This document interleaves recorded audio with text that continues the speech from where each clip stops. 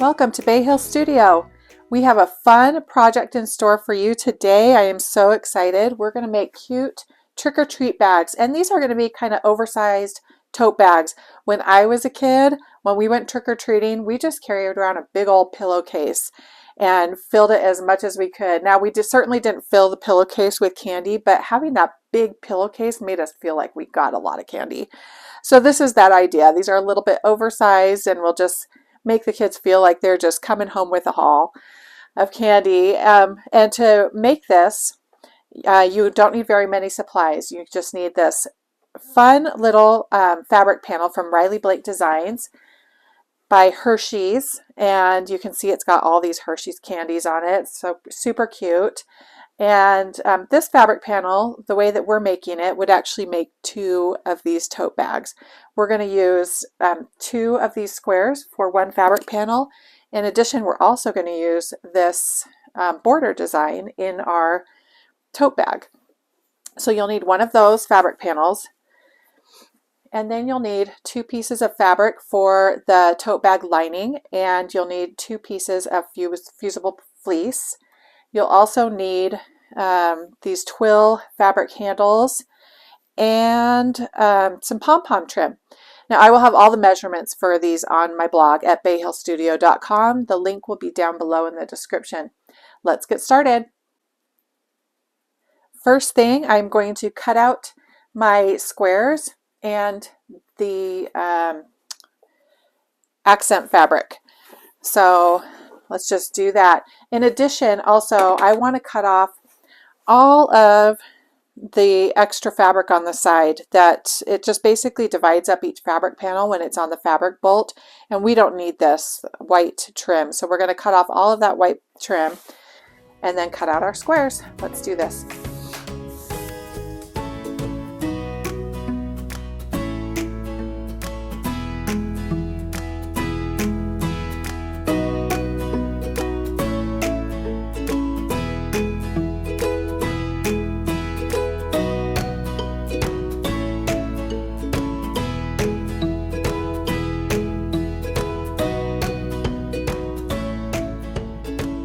Now, after cleaning up the edges, doing all that basic trimming that we did, just cleaning it up a little bit, I went ahead to my cutting mat and I squared off each of these fabric panels to 17.5-inch square, which just meant cutting off just a little bit off each of the sides, about 1/4 inch, not much at all. But they are 17.5-inch square. And then I took the long strip of accent fabric and I cut it to be 2.5 inches wide by the length of fabric. And then I just cut that length of fabric in half, so I have 2 pieces now. And those 2 pieces each measure the width of the panel. So what we're going to do now is we're going to take this to the sewing machine, and we're going to sew the Pom Pom Trim right here and sandwich it right in between the panel and the accent fabric.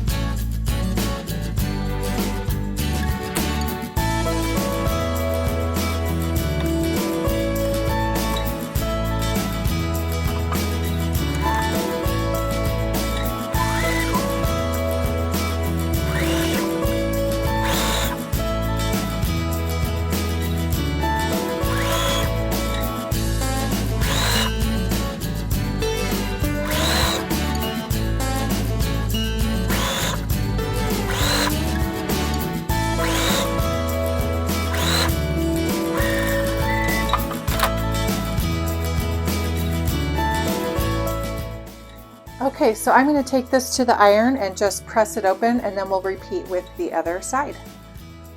When I went to press this open, I realized I actually want to top stitch along here and just clean it up even more. I love the finishing look, the finished look of a top stitch. So I'm going to go ahead and top stitch, and then we'll do the other panel.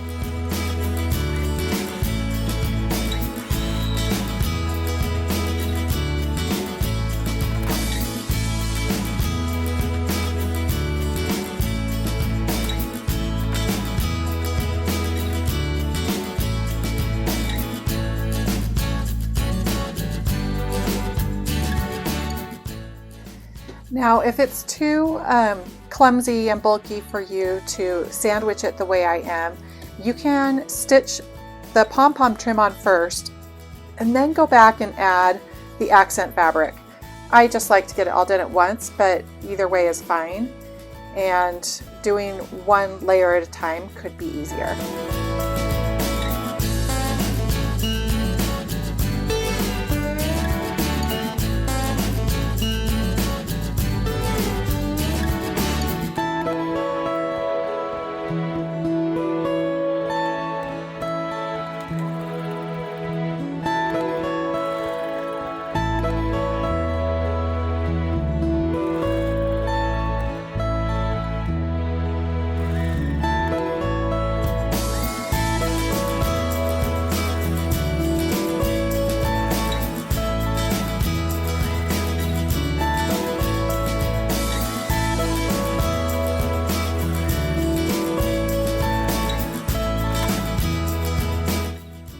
Again, I'm going to take this to the iron and bring it back and top stitch.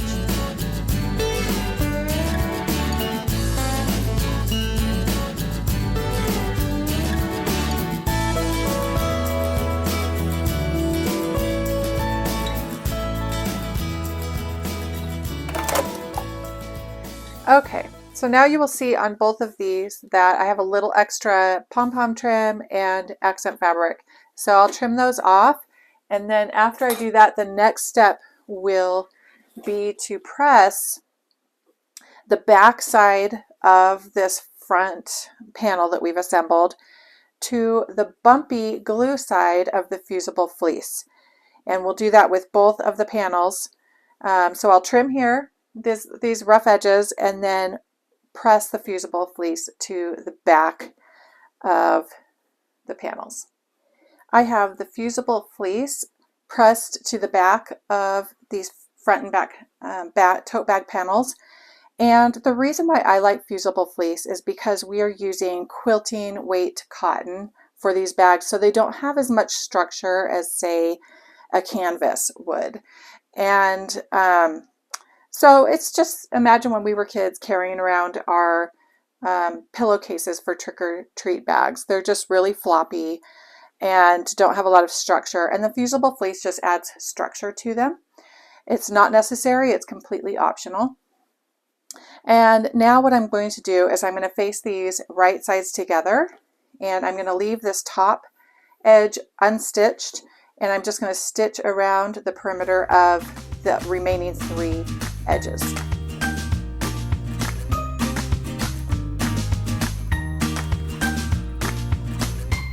When you get to the pom-poms, just make sure that you're tucking those out of the way. I'm using a 1/4 inch seam. If you prefer something like a 1/2 inch seam, that's perfectly fine. This is a very forgiving project, so do what you feel comfortable with. Just make sure those pom-poms are tucked out of the way and that you sew carefully across this kind of bulky trim section.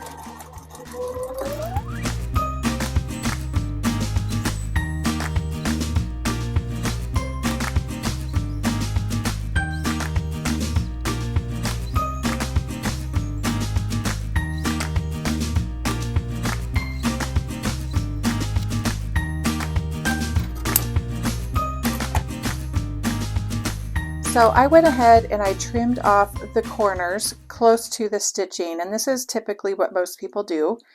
You just get right close to it, not going through the stitching. In addition, if you want to reduce bulk a little bit more, you could just go up the sides just a little bit more like that. Especially with fusible fleece, it's nice to just get a little bit more bulk out of there. This bag is, just going to be for kids to throw around and fill with candies, so you might not want to be too particular about it, and that's fine. I just want to show you this extra option, which you can do, and it just kind of, you start out here and just taper down a little bit closer as you get to that corner. Okay, so we're going to set this aside now, and we're going to tackle the lining. The lining fabric from my tote bag also comes from the Hershey collection, and I chose this really fun little spider web print, and if you look closely you can see the word Hershey woven into the web. I love this. It kind of reminds me of Charlotte's Web when she would spell out words in her web. So this fabric measures 17.5 by 19.5 inches. And we are going to go ahead and we are going to face the two pieces right sides together. And then we're just going to sew around the two long ends and the bottom short end, leaving an opening on the bottom about 3 to 4 inches wide open. So this is really easy. Just sew 3 sides and leave a little bit open on that short side.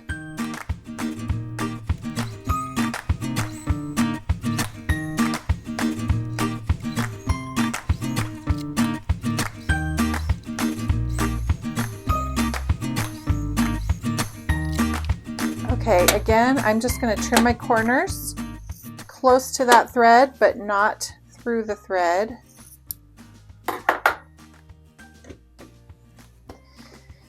And then we will begin assembling our tote bag.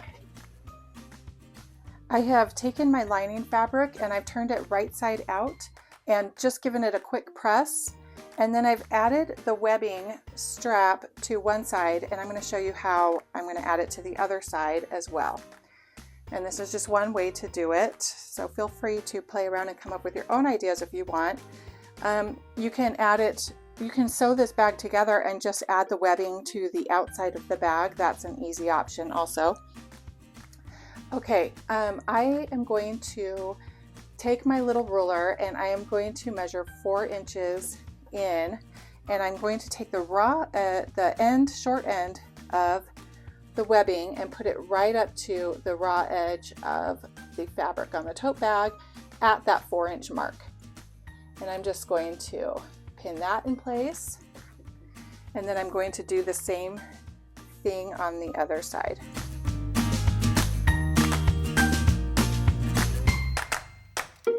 Our next step is just to put the lining right inside so that the right side of the lining is facing the right side of the outside fabric of the tote. So we're just stuffing it in there, and I'm going to find the seams. So there's the side seam and here's a side seam, and I want to make sure to match up my seams. I'm just going to use a clip, and I'm opening my seams so they really match up and just clipping them in place. And then I'm going to do that on the other seam.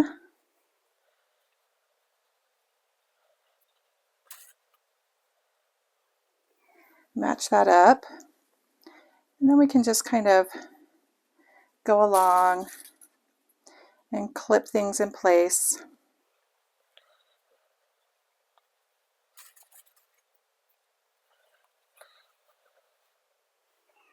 Now, the fabric isn't going to line up perfectly, and I'm going to show that to you. Because we're fitting the lining inside of this piece, the lining is going to possibly feel a little bit bigger. So one trick to that is just to kind of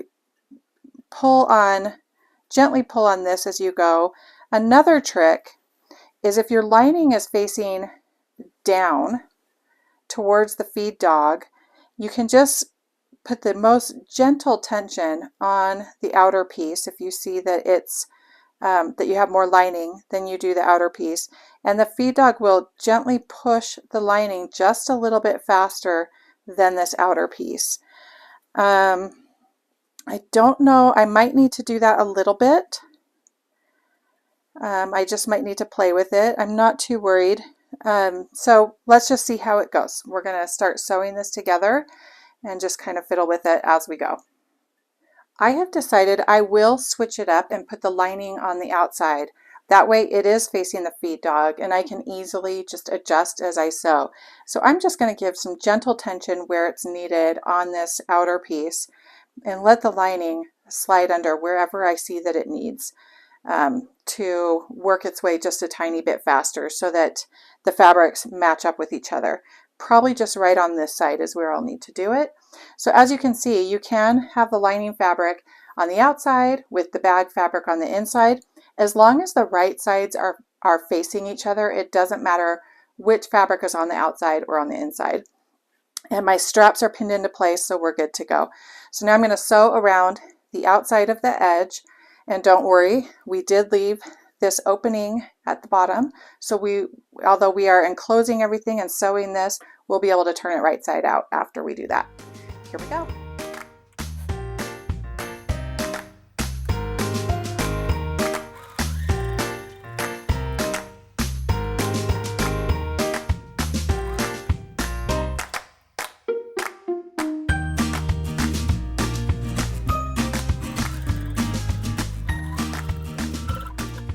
Okay, you may have just noticed that I came up on the strap. Here, I'll break my stitch and show you.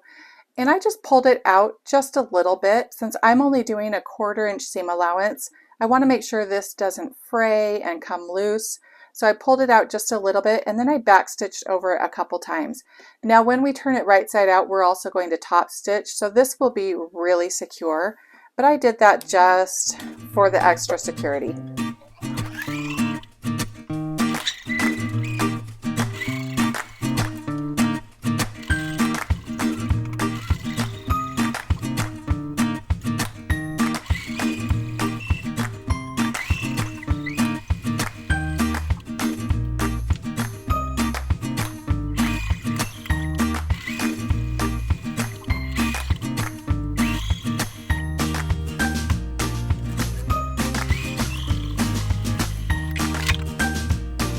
All right, so we have that all stitched.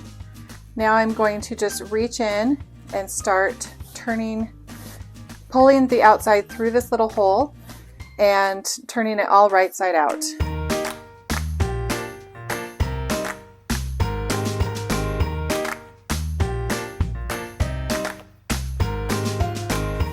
All right, so now you can see I've got the lining and I've got my opening. Now earlier when I pressed, I did press this just along the same seam as everything else. So now it's all pressed neatly, and I can just top stitch right over that. If you don't want the look of a top stitch over that, you can hand sew it. This is going to be at the bottom of the bag, and I don't think anyone's going to even see it. So I am just going to stitch that closed with my machine.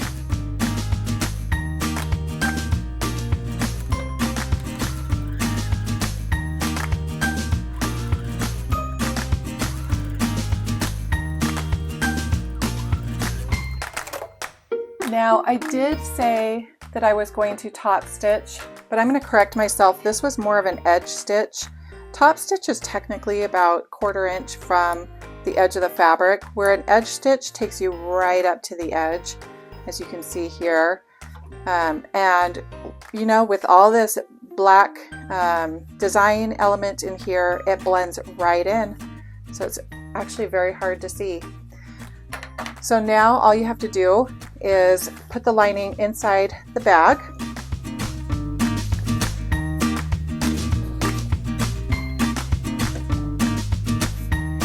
And then I am going to take this to my ironing board and I'm going to press it, and then we'll come back and top stitch around the edge to really give it a nice finished look.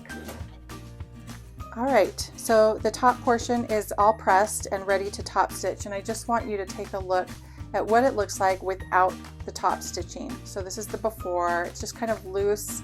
I can see kind of the outline of the webbing poking out, and it just has a loose kind of unstructured look to it. I love the finished look of a top stitch, so let's do that and kind of compare the difference between the two.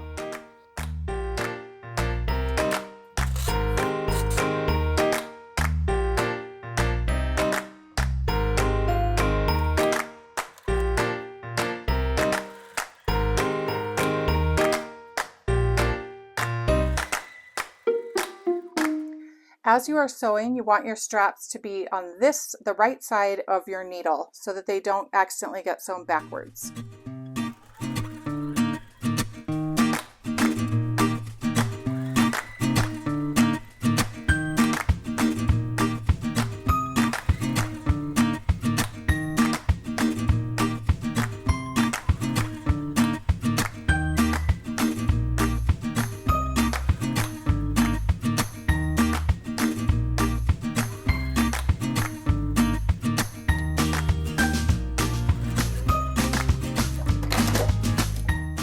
Okay, so that's one row of top stitching. And guess what? I like to do 2 rows in cases like this. I want to really secure that webbing in there and just give it that extra touch. So I'm going to do 1 more row in between the top stitching and the edge of the fabric.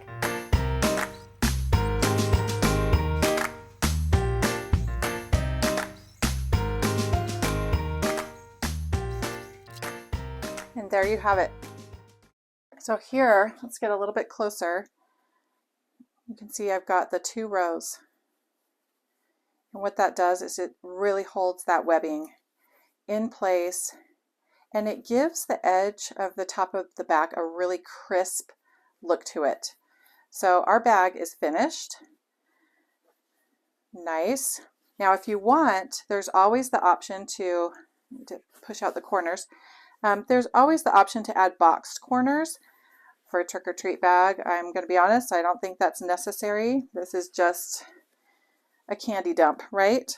So there's the inside, nice and deep. I just wish you could see how roomy this is. I will be taking some pictures of this and the second bag I make to show you the finished bags, but I will run this to the ironing board and press it, and then it is done. And look at those fabrics. How cute are they? I love the Hershey Kiss and all the little designs. This is so fun. So that's it, an easy, simple, and highly functional trick-or-treat bag with a little bit of pom-pom bling added. The pom-pom, again, is completely optional. And even this trim, or accent fabric, I'm sorry, is completely optional at the top. I just didn't want to waste any fabric, and I think it looks adorable. But quite honestly, you could just take the fabric panels and skip the fusible fleece, honestly, too, and just make just a quick and dirty trick-or-treat bag. Throw on some handles and you are done. This is so fun, and I love this sturdy version. This is not going anywhere. This is going to be good to go for years to come, and I am completely in love with these fabrics. If you enjoyed this tutorial, please like and subscribe, and thank you for joining me at Bayhill Studio.